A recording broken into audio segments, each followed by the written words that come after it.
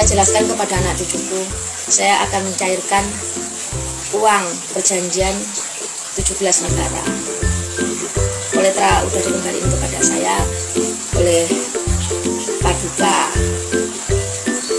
Raja Ngahyang, Raja Bumi, Raja Lautan. Saya sebagai putri pewaris dari kerajaan Surya Loka Langit menciptakan Surya Loka sebagai Mataram Kuno, Mataram para dewa, Ngahyang turun bumi sampai jagat.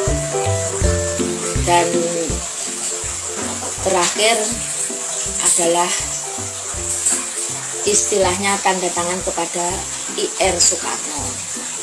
IR itu ada yang nasional sebagai presiden, ada IR yang internasional, PBB, Java Bank, World Bank.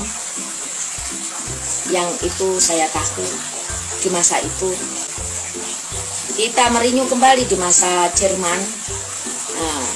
Dana dari Jerman Prasasti dinasti itu dipegang Jerman dengan pangkat saya Raja Wali atau Ratu Wali, putrinya Dewa Ngahyang. Di masa itu putra saya John Kennedy menyerahkan harta kepada Ibu Pertiwi tahun 57, yaitu perjanjiannya berlian yakut warna mawar merah, beratnya 57 kilo